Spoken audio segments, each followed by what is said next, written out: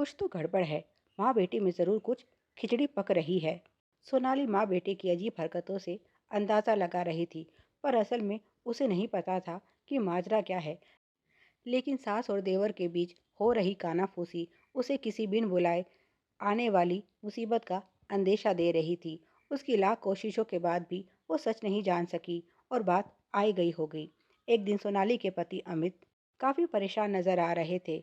उसके पूछने पर जो उन्होंने बताया उसे सुनकर उसे दुख से ज़्यादा आघात लगा कि एक घर में एक छत के नीचे रहते हुए एक दूसरे से बातें ना केवल छुपाई जाती हैं, बल्कि अपने ही घर में चोरी करके अपनों के साथ विश्वासघात भी किया जा रहा है। असल में उसके देवर के एक दोस्त से पता चला था कि उसके देवर ने घर से गहने चोरी करके उन्हें किसी सुनार के पास गिरवी रख दिया है। पति ने जब ये बात घर आकर माँ को बताई और अलमारी का जब लॉकर खोल कर देखा गया तो सच में कुछ गहने गायब मिले। सास ने ये बात ससुर को ना बताने की कसम बेटे को देते हुए छोटे भाई की मदद करने की हार उनसे लगाई थी। देवर से जब इस बारे में पूछा गया तो उसने बताया कि उसने कुछ लोगों से पैसे उधार लिए थे अपना काम शुरू करने के लिए, पर काम में बड़ा नुकसान हुआ और वे सारे पैसे डूब गए। उसने क्या काम शुरू किया था और किन से ये पैसे लिए थे, ये उसने साफ साफ ना बताकर माँ और भाई के आगे भावुक होने का स्वांग रचते हुए अपनी गलती पर मजबूरी का पर्दा डाल दिया।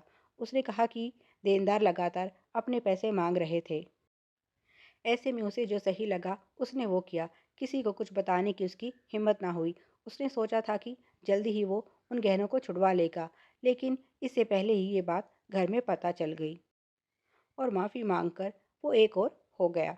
अब सच सामने आने पर उन गहनों को छुड़वाने की जिम्मेदारी सास ने उसके पति पर डाल दी। इसी के लिए वे अपनी चेकबुक खोज रहे थे। अगले दिन जाकर वे गहने भी घर ले आए।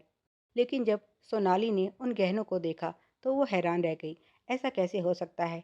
इतने गहनों में देवर ने केवल वही गहने लिए थे जो उसके थे। अपनी माँ और बाकी के पारिवारिक गहने तो वैसे ही घर में रखे थे। इतनी जल्दी और इतनी सफाई के साथ उसने गहने भी निकाले और उनमें भी पहचान कर केवल उसके गहने ही लिए, वो भी तब जब उसे तो पता भी नहीं कि इन सब गहनों में कौन से गहने भाभी के हैं और कौन से माँ के। किसी की नज़र में आए बिना इतनी सफाई से गहनों को अलग करना उसके बस की बात थी ही नहीं। ये सब किया धरा उसकी सास का था, जो बेटे के सामने भोली और अनजान बनने का नाटक कर रही थी। उस दिन सोनाली ने माँ बेटे का जो अजीब बर्ताव महसूस किया था, उसका असल कारण ये था। अब जाकर उसे सब पता चला। साथ ही साथ उसका मन कड़वा हो गया। वैसे भी देवर को ये सब करने के लिए चाबियां मिली कैसे? वे तो सास के पास रहती हैं। क्योंकि साफ पता चल रहा था कि ये काम इत्मीनान से पूरी तैयारी के साथ किया गया था। उसे कुछ और भी पता चला था। क्यों अलमारी की चाबियों को जान से ज़्यादा संभाल कर रखने वाली उसकी सास ने बीच में एक बार मायके जाते हुए ये चाबियों का गुच्छा उसे दिया था। वो बड़ी हैरान थी। इतने सालों में पहले तो कभी ऐसा नहीं हुआ था।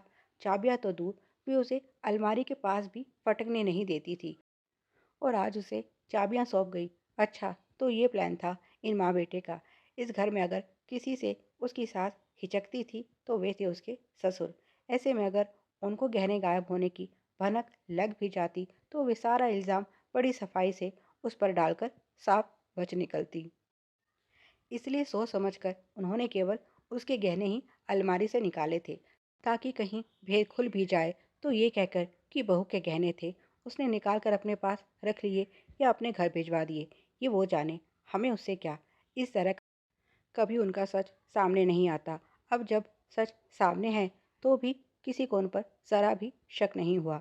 लेकिन वो सब समझ चुकी है और उसके मन में उनके लिए जो इज्जत थी वो खत्म हो चुकी है। उसकी सच्चाई पर कोई यकीन नहीं करेगा। ये जानते हुए उसने किसी को कुछ न कहने का फैसला किया और आगे से उन पर विश्वास न करने में ही भलाई समझी। पतिदेव तक ये बात पहुंचाने में भी सास का हाथ था, क्योंकि 10 दिन बाद परिवार में शादी थी और उसमें सोनाली अपने गहने मांगती तो वे कैसे उसे मना करती या उस पर इल्ज़ाम लगाती। ऐसे मौके पर हंगामा होने का मतलब था सारी रिश्तेदारी में अपनी बदनामी करवाना और उन्हें बातें बनाने और मज़े लेने का सुअवसर देना। ऐसे में तो बात दूर तक जाती और सच सामने आने का डर भी था। जब सब इस बात में रुचि लेंगे और अपने स्तर पर उसके पति पता लगाने निकले तो सच कब तक छुपता उनके एक रिश्तेदार तो है ही पुलिस वाले, वे तो सब चुटकी में हल कर देंगे। उसके बाद पति और माँ बेटे का क्या हाल कर सकते हैं, वे अच्छे से जानती थी।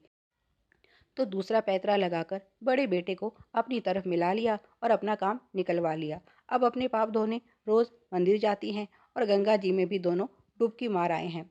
रही सोनाली की बात, अगर वो ससुर को सबूत के साथ भी सच बताए तो भी पत्नी पर अंधविश्वास करने वाले उसके ससुर उस पर यकीन नहीं करेंगे।